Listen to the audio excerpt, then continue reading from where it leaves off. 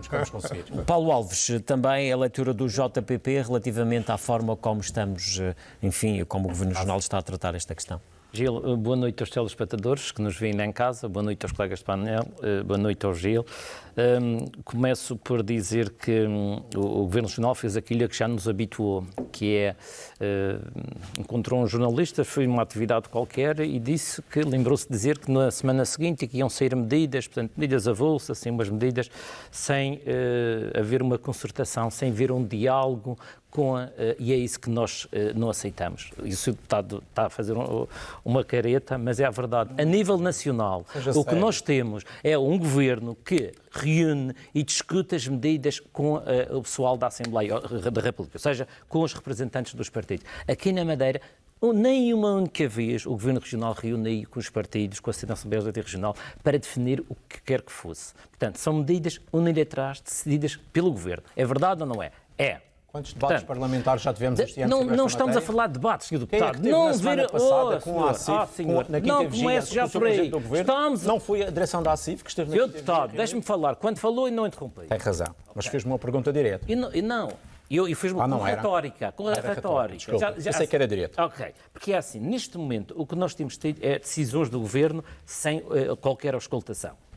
Depois, tivemos uma decisão do Governo relativamente à alteração do horário de funcionamento dos estabelecimentos comerciais, nomeadamente na questão da restauração, porque também a ACIF pediu para reunir com o Governo Regional, e depois, só depois da reunião, é que manifestou o seu descontentamento relativamente ao horário que estamos a ver neste momento. Neste momento, os estabelecimentos comerciais, falamos da restauração, não faz sentido nenhum estar a fechar restaurantes às 6 da tarde, num período em que ainda há muita luz, as pessoas ainda circulam muito na rua, fechar às 6 da tarde. Nós temos turistas que estão a chegar, e dou o exemplo do caso de Santa Cruz concreto, que eu mais conheço. Turistas que chegam, que vêm jantar às 5h30 da tarde ou às 5 da tarde, não vêm jantar. Não vêm. Por isso, havia necessidade já de ter alterado o horário de funcionamento. Mas aí as razões não eram porque... Era pelos números da pandemia, portanto... Pelos números... Mas não era só pelas questões económicas, mas temos que pensar, é verdade, aos números da economia, da pandemia. É porque se nós formos a ver a nossa realidade, neste momento, a realidade da Madeira, se fizermos o termo de comparação com a do país, até em termos de números estamos piores. A verdade é esta. E nós aqui nunca confinamos como eles fecharam lá. Eu vou dar um exemplo prático. Uma pessoa chega ou vai tomar um café às 5 da tarde, senta-se ali às 5 da tarde, consome até às 10 para as 6, vai embora. Se tiver que contaminar, já contaminou. Se ficar ali mais uma hora até às 19, consome mais, é melhor para a restauração, portanto, há maior consumo. Paulo Alves, mas por essa ordem de ideias, nem era necessário fechar às 23, ficava tudo aberto. Não estamos a falar, não é isso que eu quero dizer. Não é, a gente temos que pensar aqui, mais uma hora ou mais 2 horas teria benefícios para os comerciantes e não afetaria assim tanto como tem acontecido. E depois outra coisa, relativamente, o Sr. Deputado falou que existe no gabinete uns técnicos que fazem estudo, análise, etc. O Dr. Maurício Melim, por exemplo, é dos tais que não acha muita piada abrir até às 23 horas, andar na rua até às 23 horas. Sabe muito bem disso, que numa entrevista que ele deu, e ele não concorda. Ele defendia até às 21 horas. Exatamente. O que significa que, então, a auscultação não está a ser feita, não foi respeitada, ele não opinou. Ele opinou livremente. E não foi respeitada a opinião dele. Mas pronto, as opiniões são assim. Como os deputados da oposição opinam, como existem pessoas que, embora tenham manifestado publicamente as suas...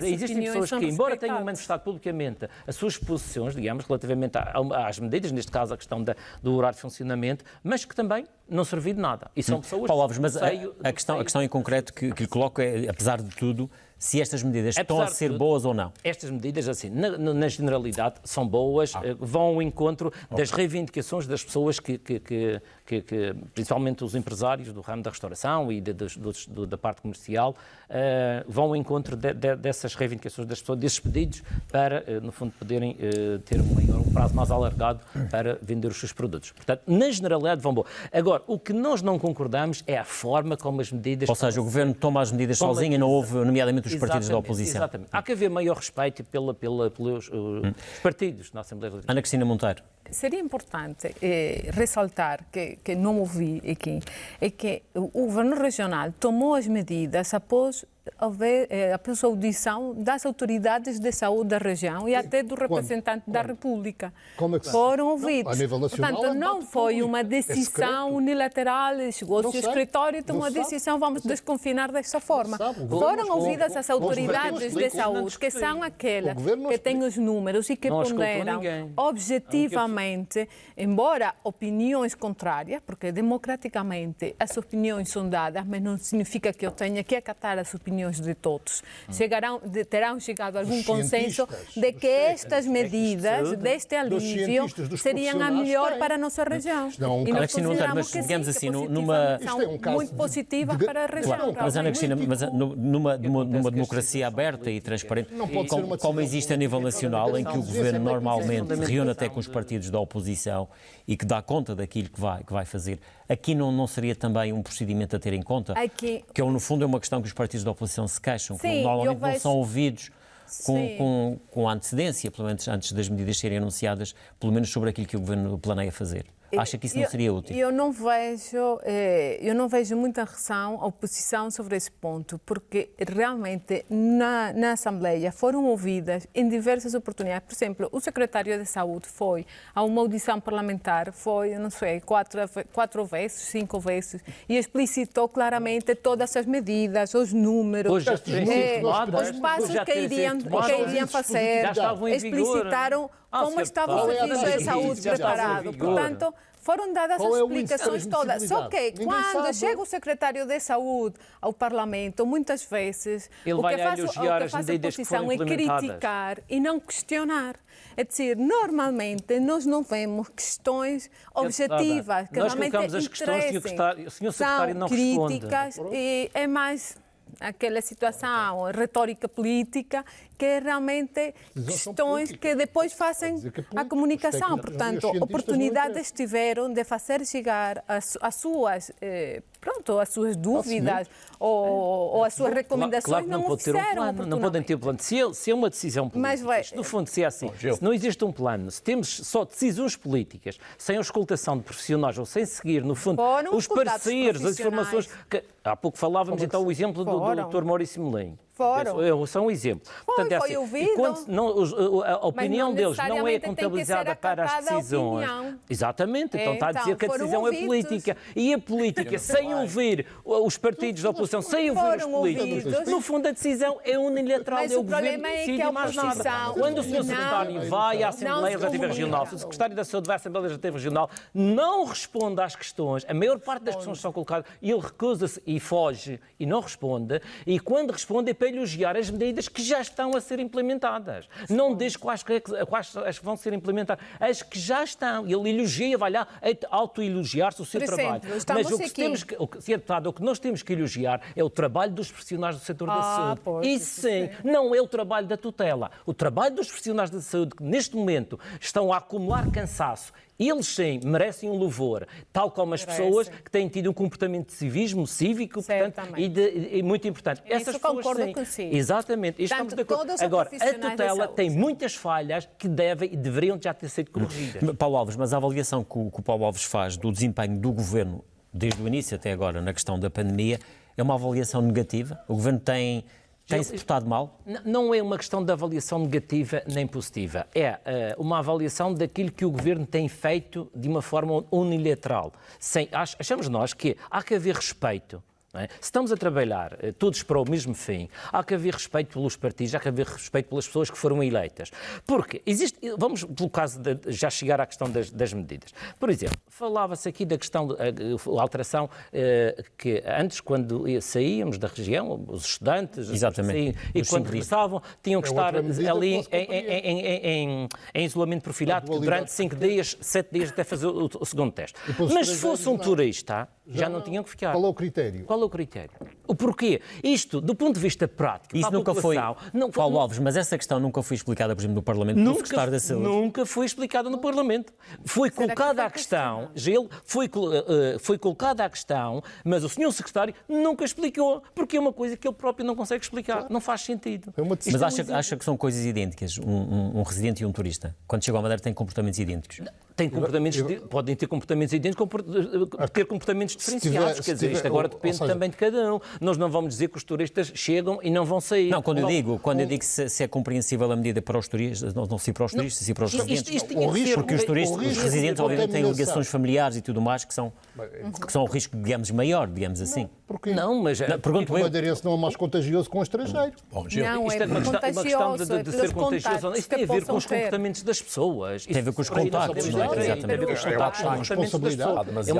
É uma questão também de responsabilidade de cada um. Mas essa explicação, Paulo Alves procurou, mas nunca conseguiu obter. Nunca conseguimos. Isto é um exemplo. Outro exemplo muito prático também é a questão da cultura e agora dos eventos. Vai falar a noite toda. Não vou falar a noite toda. Eu já lhe dou a palavra, Marcelo, é a questão da cultura e dos eventos. Agora já se pode abrir, já conseguem haver espetáculos com até 50% da lotação. Ora, as celebrações litúrgicas sempre aconteceram e têm mais de 50%. Da população, da lotação. E essa questão também chegou a ser colocada ao secretário, que também não foi respondida. E não sabemos o porquê. Ou seja, existe um conjunto de questões que foram colocadas, nunca foram explicadas, e isso deveria de acontecer se houvesse esta concertação e este diálogo entre o poder, entre quem governa e entre a oposição. Nuno Maciel. Obrigado, Gil. Palavra à Ana Cristina Monteiro também, mas vou dar aqui a palavra ao Paulo Alves. Estava a dizer que, neste caso, acho que o Sr. Deputado estava a dizer relativamente à não aprovação por parte do JPB. E porquê? Diga que o PSD chumba as propostas dos outros partidos e depois apresenta a sua e aprova em coligação. É sim. E é um conjunto de boas intenções, Sr. Deputado, porque, na verdade, e Vossa Excelência sabe muito bem, que, na verdade, nós estamos muito pior daquilo que estávamos em 2009. Isso não é verdade. Não é. Então vamos aos números. Já lhe expliquei. Último recenseamento agrícola 2009. A área em hectares, 248 hectares. Isso vai pôr em causa pessoas. Em 2018, por exemplo, 188. E depois deixa assim, tem vindo a aumentar desde 2015 para cá. E porquê que em 2015? Porque em 2015 bateu no fundo. Foi quando nós tínhamos 140 hectares. Ou seja, a comparação do melhorar não é com a última que estava bom, que estava melhor, que foi em 2009. Não, compara-se com o pior dos dados do ano. Isto não é comparação nenhuma. Sr. Deputado, isto é tão lógico como... E então é assim, eu vou comparar com o pior e dizer que melhorou, ou eu vou comparar com o melhor ano e dizer que melhorou. Mas isso eu não posso fazê-lo, porque se for comparar com o melhor ano e comparo com 2009 e não melhorou, piorou.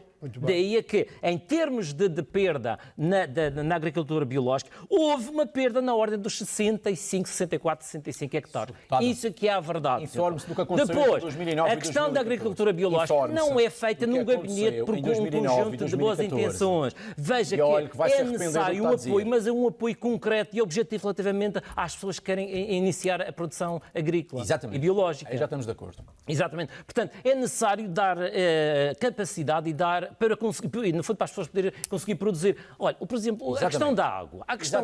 Como é que se pode fomentar e promover a agricultura biológica em determinadas zonas da Madeira se não tem água de rega? Nós dissemos, no nosso como é que se pode? Portanto, no fundo, isto é assim. Como é que se faz omelete sem ovo? Não se pode. Numa primeira instalação. O que se está a fazer é fomentar, tentar implementar a agricultura biológica em determinadas zonas da Madeira, e bem, mas que ainda é muito inferior àquilo que já teve. Paulo Alves, não consegue identificar nesta altura uma estratégia da região, do Governo Regional para a agricultura biológica?